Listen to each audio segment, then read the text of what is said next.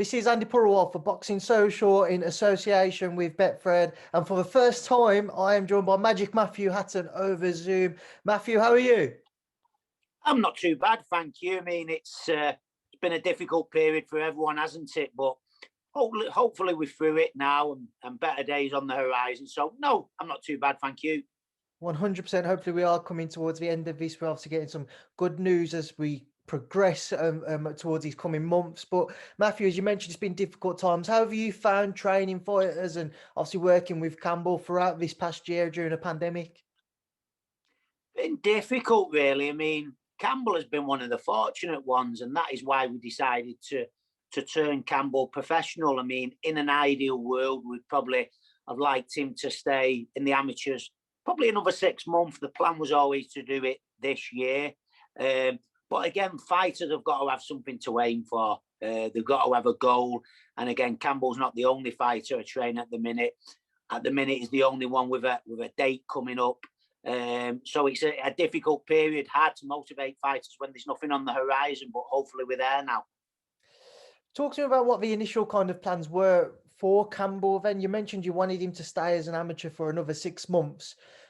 For a lot of amateurs, there's always that ambition of going to compete for GB, going to win national titles and traveling the world and various competitions and obviously the Olympics and what have you. What was Campbell's ambitions on the amateur scene? Again, everyone's different. Some fighters, again, have ambitions like you've just touched on there, for any amateur, the Olympic Games and stuff like that, different amateur titles.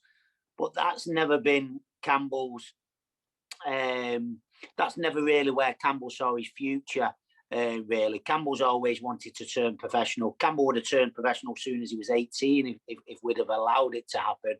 So Campbell's aspirations have always been in the professional ranks, to be honest. But like I say, the idea was for him to keep building, keep busy in the amateurs, keep fighting, build a little bit more experience and turn professional at the back end of this year.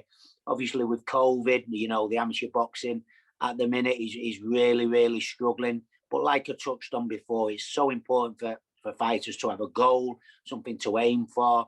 He was training in the gym, but going through the motions a little bit. So I thought we need something for it to go at, really. So all things considered, the option was have him out of the ring maybe 12, 18 months, or just fast forward the process 6 months. And me, Ricky, Campbell, we sat down, we had a good chat, and it was a no-brainer, really. And, seeing how well he's looking, we made the right decision. He's still obviously very young, Matthew. Is it important for you guys to stress that it will be a long journey for Campbell because of the fact he doesn't have this extended amateur background? It won't be a matter of, give him 15 fights and then all of a sudden he'll be hitting the heights of what his father did and what you did. Is it important that he does have the time to develop and to grow into the professional ranks? Yeah, like you've touched on there, even though Campbell had a decent amateur background, I think he had 31 bouts. He's not been a stellar amateur, a really experienced amateur. So again, we do need to take things slowly to begin with. He's only a young man. He's just turned 20 years of age. But again, we'll see how he goes. He's improving so quickly at the minute, improving at a rapid rate. He is better suited for professional boxing. He's really impressing me in the gym at the minute. So, yeah, we're going to start off slow with him and just see how we go. Now, obviously, he makes his debut on the white Povetkin 2 belt. Originally, it was meant to be, a few weeks earlier than what it was. I believe it was meant to be this week or is last week, rather. I'm kind of getting my dates confused, but it was pushed back by a few weeks and it's now taking place in Gibraltar. How has that changed things? How has it changed your preparations? Well, it was slightly disappointing, more for him than for me, to be honest, because he was really ready to go. He was looking fantastic. He was chomping at the bit, and he just sparred before we got the news, and he'd looked fantastic, probably the best I've ever seen him. He looked so strong. He looked like a little machine in there, and I thought, oh, we've just done it, just at the right time. Then the fight got put back, which is no big deal. Sometimes in boxing, shows get scrapped completely, and then it's absolutely heartbreaking for everyone involved. You have to start all over again. So, no, it was just a case of putting the brakes on for a few days, and we've just picked the training straight back up again now. So, no, he's a young man, plenty of energy. He's really excited about his debut. So a couple more weeks won't make any difference. And making his debut out in Gibraltar again, just kind of how does he feel about that? And how do you guys as a team feel about that, being able to travel abroad for this fight? Yeah, I mean, it is what it is, isn't it? I think the schedule is you have to travel to London on the Tuesday. You then get tested. If you pass the COVID test, you can then fly to Gibraltar on the Wednesday. I think then you have to stay in the hotel. You can't leave the bubble. So we're certainly not on there over there for a holiday. So it is what it is, isn't it? But professional debut is such an exciting night anyway. Yeah, it's in Gibraltar and stuff like that. But Campbell's really excited about it, and I'm looking forward to it myself. Matthew, what's it like training your nephew, training a family member? What is that like in comparison to other fighters that you will train? Well, do you know what? I've got to be honest. It's refreshing. It's so refreshing to have someone with an attitude towards trade, because I've been coaching quite a while now. My last fight was in 2013. I had about 12 months off. And then I got into the coaching. I've worked with lots of different fighters. And I've got to be honest, it's very refreshing to train someone like Campbell. You know, he's a Hatton at the end of the day. There's no whinging. There's no moaning. There's no excuses. Everyone gets little niggles in boxing. I think that when I got into the coaching, that was something that I found frustrating, really. You know, fighters of limited ability, but who's got an excuse for everything. They don't put in the work, the determination's there, the mental strength isn't there, and it can be frustrating. But Campbell's got a great work ethic, no nonsense, no excuses, just gets on with it, does everything you ask of him, and it's very, very refreshing these days. Because you see so many fighters and their attitude is just all wrong. So long may it continue. He's great to train. He really is. What's the training dynamic like between yourself and Ricky? Is it very much kind of, Ricky just allows you to get on with it, or do you have disagreements about certain things? How do you find trying to juggle training Campbell? Yeah, I mean, we started off, we've both been working predominantly with Campbell now for, I'd say, probably the last 18 months, but I've always done the bulk of the work with Campbell. Ricky's done bits and pieces with him as well. He then we sat down, we discussed different things, different options when we decided to turn professional. And Campbell's 20 years of age. He's a man now. He makes his own decisions. He come up with where it would be me coaching him and Ricky would managing him. I think he's made a really good decision. Things are working really well. I'm often down at Ricky's gym with Campbell, sparring some of Ricky's lads, and Ricky's, a great coach himself. He's been coaching a long time. Obviously, two-weight world champion, very experienced. So no, I still encourage Campbell to do bits of work with his dad. Because Ricky's got so much knowledge to pass on to him. But no, we do things together. Everyone's got their own opinions, but we've all got our clear roles. Ricky's in charge of managing Campbell, and I'm in charge of the coaching. Now, I have to ask, obviously, he's teamed up with 258 Management, Anthony Joshua's brand there. Just talk to me about the decision to do so. What's your knowledge of that? Because yourself and Ricky, you've done it all in the sport, and I don't imagine it will be difficult for Campbell to get on the show simply because of your stature and Ricky's stature in the sport. Why team up with AJ as well, especially because you and Ricky, once again, you'll know everything about boxing from a contractual perspective to how to guide his career. Why team up with AJ as well? Well, Campbell's got to aim for the stars, and when it comes to boxing, there's not much me and Ricky don't know about the sport between us. But again, times have moved on from when me and Ricky was fighting. I'm a firm believer of do what you know, concentrate on what you know. Obviously, Ricky's managing Campbell. That was a decision made by their side. But from what I can see, they've made all the right moves for Campbell. He's with Matchroom, with Eddie Hearn. They've got him a fantastic deal. Again, going with Anthony Joshua's 258. I can see already what they're doing for Campbell, and it's absolutely fantastic. So everyone's making the right moves for Campbell. He's got great people around him, all experts in their own different fields. So I think it's a mistake sometimes where you think you can do everything. Let people do what they do best. And I think Campbell has just got it all in front of him now. He's got, me coaching him. He's got his dad managing him. He's got Eddie Hearn, Matchroom, 258. He's got it all. All he's got to do in there is get in there and perform now. And with what I'm seeing in the gym, the vast improvements he's making, I'm really excited for people to see Campbell and the big improvements he's been making. Talking about those improvements, and what exactly should everybody expect to see from Campbell? Talking about his style and what he brings to the fight, to the ring. Sorry.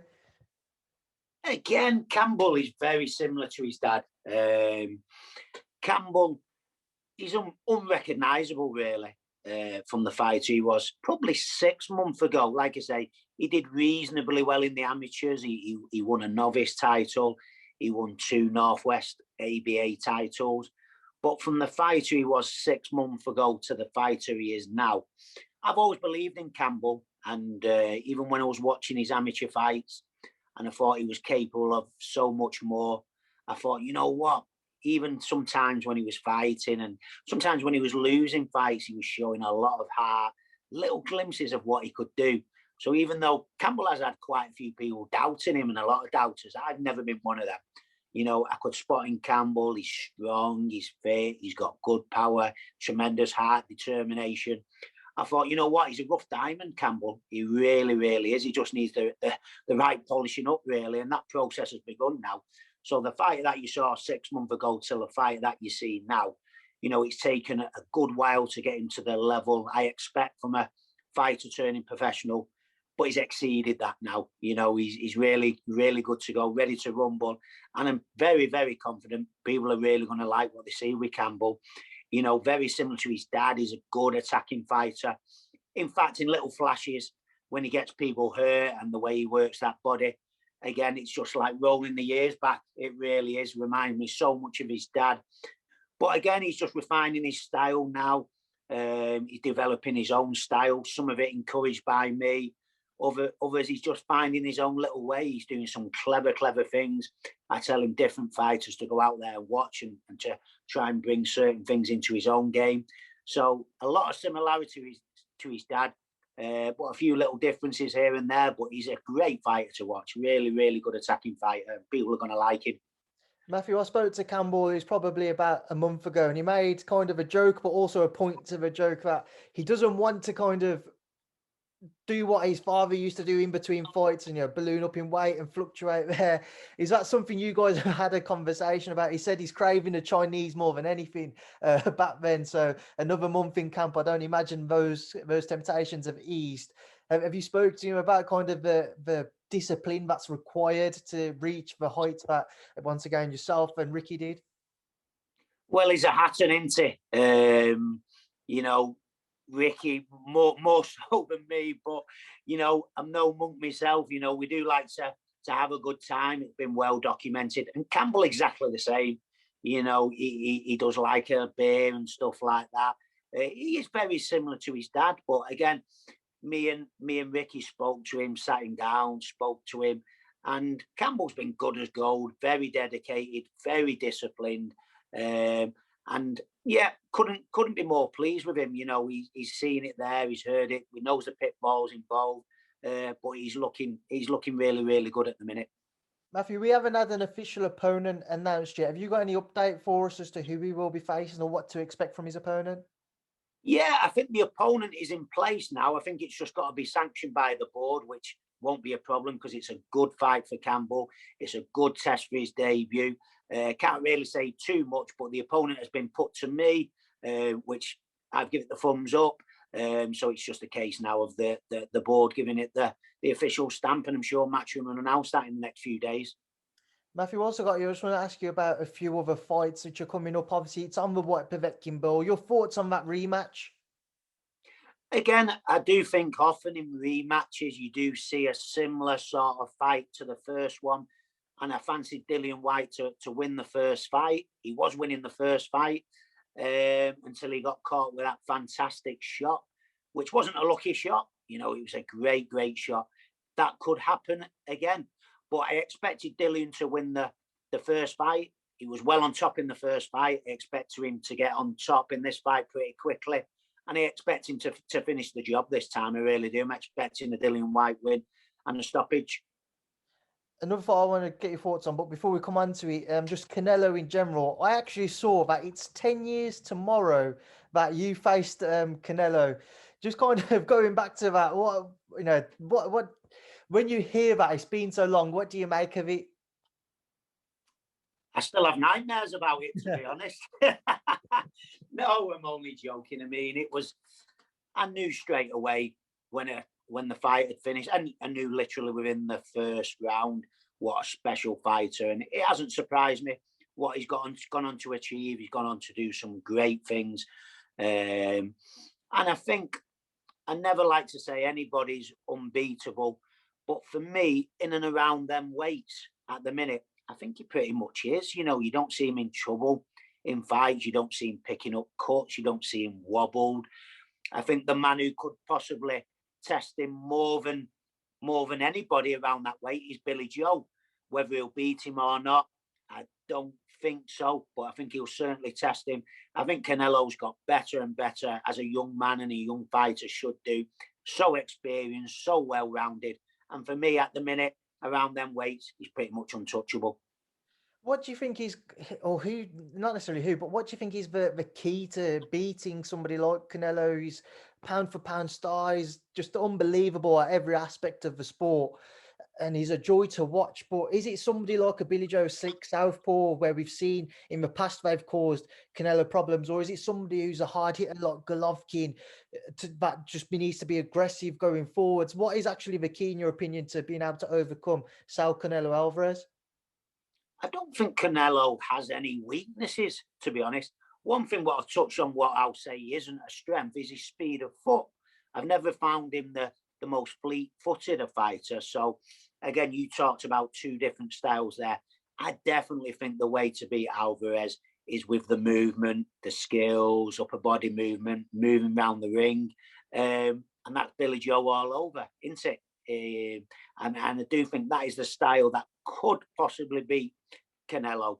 I don't think it will happen, but I think he's certainly going to trouble. But of the styles that you spoke about there, yeah, I think that is the style. Like you say, you touched on before, we saw the Lara fight a few years ago, caused him some serious problems. Billy Joe Saunders, it has got the right style to certainly cause him problems. Can he beat him? I don't think so. I think he'll certainly test him. But for me, that's the style to beat him, yeah. No fight I just want to get your thoughts on, which was announced undisputed bout at 140. Josh Taylor, Jose Ramirez. Matthew, your thoughts? Taylor for me. I think Taylor, again, is such a well-rounded fighter now. Southpaw, strong, powerful, skillful. You knew he was going to be such a good fighter, even in the early days, the way he was going through the domestic level opponents like a knife through butter out after a handful of a fight. So, no, I fancy Taylor in that one without a doubt. Then whilst I've got you, final thing I just want to get your thoughts on is the YouTube crossover scene that we're seeing. Obviously, a lot of YouTubers coming into boxing. Jake Paul has been calling out Tommy Fury, obviously younger brother to Tyson. What do you make of it? What do you make of seeing YouTubers entering boxing? I mean, you can look at it in two ways, can't you? It does bring new fans to the sport, new eyes to the sport. But from an old school point of view, it's turning into a pantomime, isn't it? You know, Jake Paul. I just hope now he can fight Tommy Fury, because, you know, Tommy's a proper fighter in here. I don't think it'd take long to shut him up, to be honest. So, yeah, even though you've got to treat it for what it is, I watch it and laugh at it. It does bring a new generation to the sport.